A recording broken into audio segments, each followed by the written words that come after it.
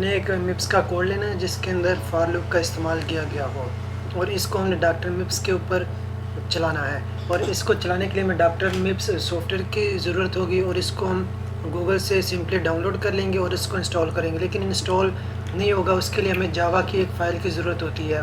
पहले हम उस जावा की फ़ाइल को डाउनलोड करेंगे, उसको इंस्टॉल करने के बाद फिर ये ईज़िली इंस्टॉल होके और रन हो जाएगा। और जब आप इसको इंस्टॉल कर लेंगे तो इसका जो इंटरफेस होगा वो कुछ इस तरह का शो हो जाएगा आपके सामने। ये मैंने यहाँ पर ऑलरेडी एक कोड गूगल से निकाला हुआ और उसको पेस्ट किया हुआ इधर, जो कि यानी कि ये जो इधर आपको नज़र आ रहा होगा, और इसके अंदर ये मुख्तलिफ़ किस्म के लिखे हुए असम्बलर हैं, डाटा पाथ हैं, डाटा मेमोरी लिखे हुए हैं। तो और मैंने इसके अंदर इस कोड को पेस्ट कर दिया है। बेसिकली हमने करना ये है कि इसमें जो हमारा रोल नंबर लिखा हुआ है, ये रोल नंबर यहाँ तक हमने इसको रन करना है यूनिसाइकिल के जरिए। यूनिसाइकिल ये कि एक साइकिल के अंदर कितनी इंस्ट्रक्शंस, एक साइकिल के अंदर जो एक इंस्ट्रक्शन एग्जीक्यूट होगी और वो कितने साइकिल्स लेगी एक इंस्ट्रक्शन एग्जीक्यूट होने के लिए। अब इसके अंदर सिंपली ये बताया गया है कि ये जो 64 ये सामने मैंने कमेंट में लिखा हुआ है 64 इसके अंदर स्टोर हो रहा है। ये जो $0 लिखा हुआ है ये इसको इनिशियलाइज़ करने का एक तरीका है। और ये नीचे हमने एक आई वैल्यू जो फॉर लूप जैसे हम लिखते हैं सिंपली हाई लेवल लैंग्वेज में, उस तरह इनिशियलाइज़ करने के लिए उसको स्टोर करवा दिया। ये एक हमने $5 रजिस्टर के अंदर 1 को स्टोर करवा दिया है, जो कि यानी कि उसके अंदर एक का इंक्रीमेंट करता रहेगा। और ये नीचे सिंपली हमने लूप को इस्तेमाल कर लिया। ये जो $i है इसके अंदर हमारा 64 है, और ये जो लिखा हुआ है $2 इसके अंदर हमारे पास i की वैल्यू जो कि स्टार्ट में 0 होगी, और यहाँ पर उसको कंपेयर किया जाएगा जो कि हमारा 0 लेस देन होगा 64। तो इस सूरत में जो हमारी कंडीशन ट्रू हो जाएगी, जो उसकी वैल्यू होगी वो इधर जाके $6 में स्टोर हो जाएगी। और फिर वहाँ पर इसको कंपेयर किया जाएगा जो डॉलर हमारे पास 6 है और जो $5 है, इनकी वैल्यूज़ सेम है। अगर उनकी वैल्यूज़ यानी कि कंटेंट्स आर सेम तो यहाँ पर हमारी जो लूप है वो एग्जिट हो जाएगी। अगर यहाँ पे वो इसके इक्वल नहीं होती तो फिर यहाँ पे आके हमारे जो उसकी वैल्यू उसके अंदर एक इंक्रीमेंट हो जाएगा आई का, क्योंकि $5 के अंदर हमारे पास वो 1 स्टोर है और ये इसके अंदर 0 स्टोर है। जब उसके अंदर एक का इंक्रीमेंट हो जाएगा 2 हो जाएगा, तो इस तरह ये $2 के अंदर उसकी वैल्यू 2 हो जाएगी। इसी तरह फिर फर्दर प्रोसेस इसी तरह कंटिन्यू रहेगा जब तक और ये 64 तक यानी कि पहुँच जाएगी एग्जीक्यूट होने के लिए। और नीचे लूप का उसने बताया गया कि जैसे ही वो यानी कि यहाँ पे उसको चेक किया जाएगा, अगर वो उसके इक्वल होगी तो ठीक है, अगर उसके इक्वल है तो वो ब्रांच गोइंग लेवल अगर वो वापस चली जाएगी। और इसको हम सबसे पहले इसको हमने यूनिसाइकिल एडजस्ट कर लेना। CPU के अंदर हम लोड के अंदर जाएंगे और यहाँ पे हमारे पास लिखा हुआ है यूनिसाइकिल, इसको हम यहाँ पे ओपन कर लेंगे, यानी कि अब हमारे यूनिसाइकिल हो गई है। इसके यूनिसाइकिल की जो डायग्राम वो यहाँ पे शो होगी है। उसके बाद जो हमारा कोड है मैंने इसको सबसे असम्बल कर लेंगे, ये असम्बल हो गया। उसके बाद हम इसको रन कर देंगे, और ये हमारे पास रन होने के बाद ये जो इसकी निकले हैं एड्रेसेस और मुख्तलिफ़ किस्म की इस साइड में हमारे पास रजिस्टर शो हो रहे हैं PC और जो भी, ये हमारे पास कोड है जो सिंपली है। उसके बाद जो असम्बल्ड है ये हमारे पास 0 है, ये 4 है, यानी कि 4 का डिफरेंस है मेमोरी के अंदर जो वो यानी कि शो करवाया गया। ये इसके अंदर क्या 4 बाइट्स की 4 बिट की एक वो जो भी है बिट्स या बाइट्स उसको इसके अंदर शो करवाया गया। ये इसके असम्बल्ड जो वैल्यूज़ हैं इनका बताया गया, जो कोड हमने लिखा है उसकी सारी डिटेल बताई गई है। लेकिन इसके साथ एक और न्यू चीज़ जो शो हो रही है हमारे पास I type add opcode, और ये जो दूसरी चीज़ें शो हो रही हैं इनका भी मैं अभी आपको बताता हूँ। लेकिन ये जो हमारे पास ये 32 बिट का ये 32 बाइट्स का रजिस्टर है, और इसके अंदर ये जो उन्होंने ये उनके जो रजिस्टर उनको नाम दिया गया है मुख्तलिफ़ किस्म के, और इनके अंदर यानी कि जो इसका PC है वो 28 है। लेकिन उससे पहले मैं आपको ये चीज़ बता देता हूँ, जैसे अब ये लिखा है इसके आई टाइप लिखा हुआ ऐड आई और ओप कोड 8 RS0, ये क्या चीज़ें हैं इसको मैं अभी आपको बताता हूँ ये क्या चीज़ें हैं। अब ये देखें यहाँ पे कि ये एग्जाम्पल हम लेते हैं तो इसके अंदर ये कंप्लीट डिटेल बताएगी, R टाइप है, आई टाइप है, S टाइप है। अब इसके अंदर किस चीज़ को शो करवा रहे हैं, ये भी यानी कि 32 बिट रजिस्टर है जैसे हमने पीछे वो देखा। और इसके अंदर बताया गया कि दी R format is for integers, यानी कि जो R की टाइप इंटीजर्स के लिए होती है, रजिस्टर टू रजिस्टर्स होती है, और इसे ऑपरेशंस होते हैं जो, और इसमें सच एज ऐड होता है, सब्ट्रैक्ट होता है, मुख्तलिफ़ किस्म के इसके में अंदर ऑपरेशंस होते हैं and so on. The I format is यानी कि वो आई की बात कर रहा है। लेकिन उससे पहले जो ओप कोड है इनका ऊपर से साइज बता दिया गया है कि ये 7 बाइट्स ले रहा है, ये भी 5 बाइट्स ले रहा है। ये फंक्शन है मुख्तलिफ की, ये भी रजिस्टर्स यूज़ की वजह मुख्तलिफ, ये भी फंक्शन है, यानी ऊपर इनका साइज़ वैल्यूज़ के ज़रिए डिफ़ाइन कर दिया गया। लेकिन उसके बाद आ जाता है आई टाइप।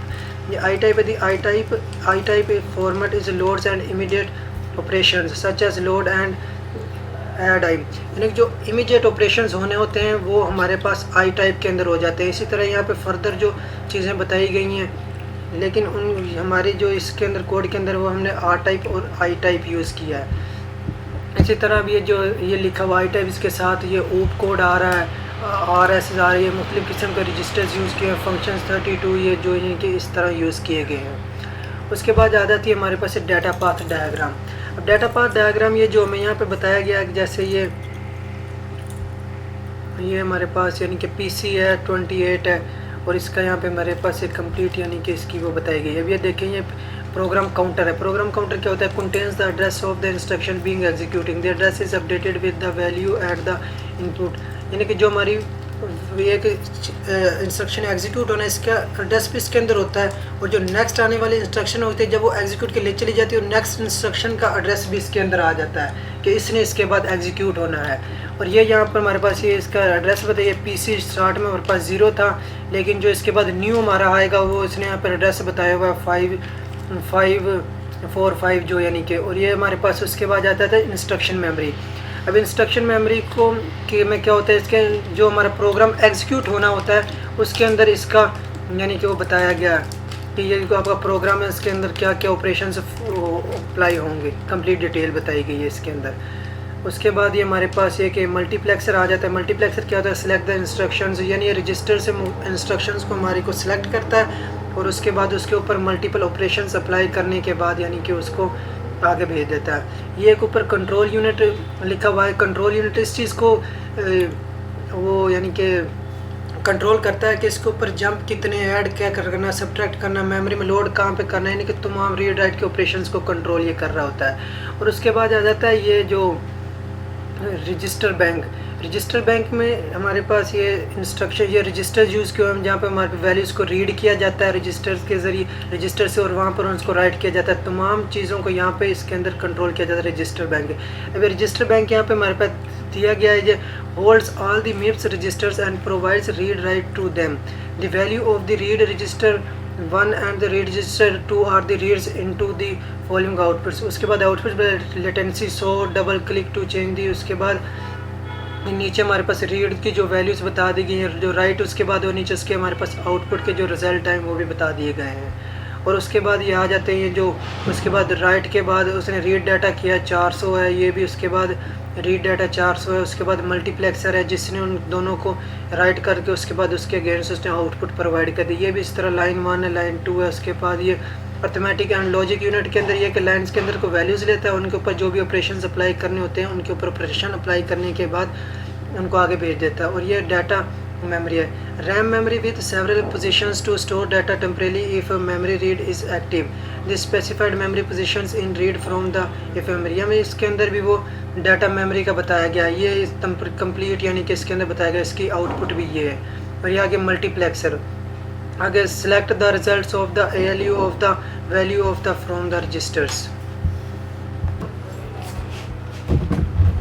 उसके बाद ये आगे फिर मल्टीप्लेक्सर आ गया यहाँ पे, यानी कि जो हमारे इसमें जो वो एड्रेस यानी कि दोबारा रजिस्टर्स में जाके वो एड्रेस और उसकी वैल्यू सेव होनी होती है। जो मेमोरी डाटा सेस है, डाटा मेमोरी है ये, यानी कि वो प्रोग्राम काउंटर के अंदर यानी कि वो उसका न्यू एड्रेस सेव हो जाता है। लेकिन जो इस राइट बैक में जाके वो रजिस्टर्स के अंदर सेव हो जाता है नेक्स्ट वैल्यू के। इसके अंदर बताया गया select the result of the ALU of the value read from the, यानी जो रीड राइट ऑपरेशन करने होते हैं उनका तमाम इसके अंदर वो चला जाता है।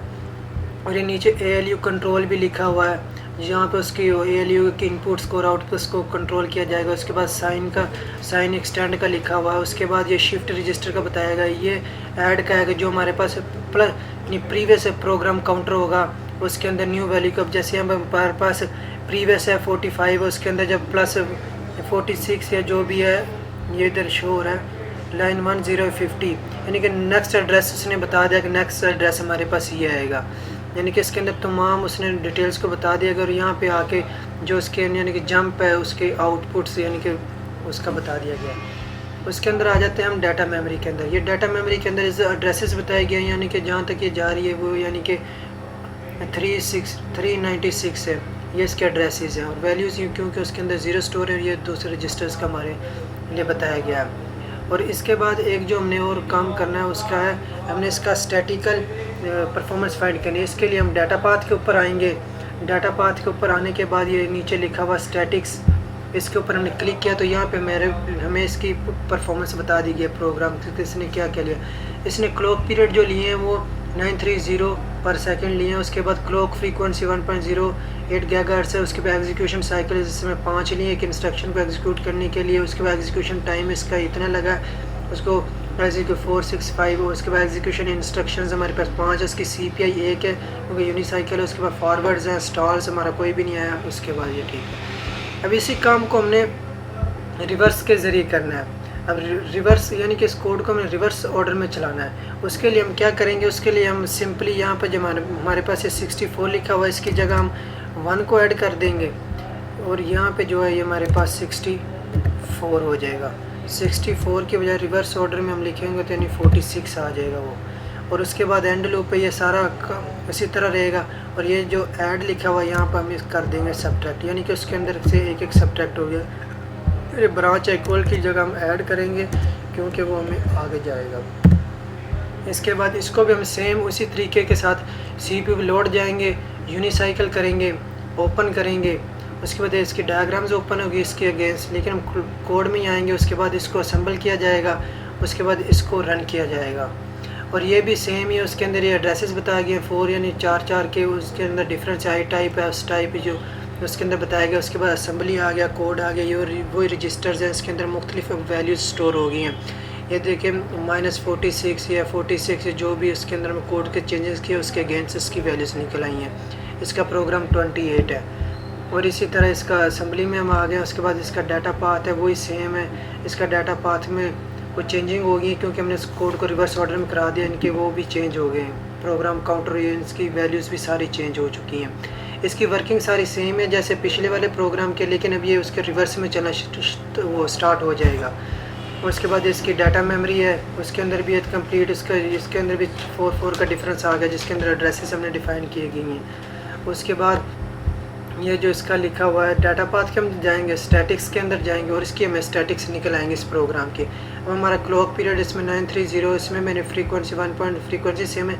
इसमें जो हमारे पास एग्जीक्यूट साइकिल लगे हैं रिवर्स ऑर्डर में वो 7 लगे हैं और एग्जीक्यूशन टाइम है वो भी 651 पर सेकंड लग जाए। इसमें एग्जीक्यूशन इंस्ट्रक्शंस ये आगे इसकी भी CPI है क्योंकि यूनिसाइकिल है रिवर्स ऑर्डर में, लेकिन इसके जो है वो साइकिल ज़्यादा लगे हैं। ये सिंपली इसका कोड है जो लिखा हुआ है, इसको रिवर्स ऑर्डर में कन्वर्ट किया, पहले ये फॉरवर्ड में था।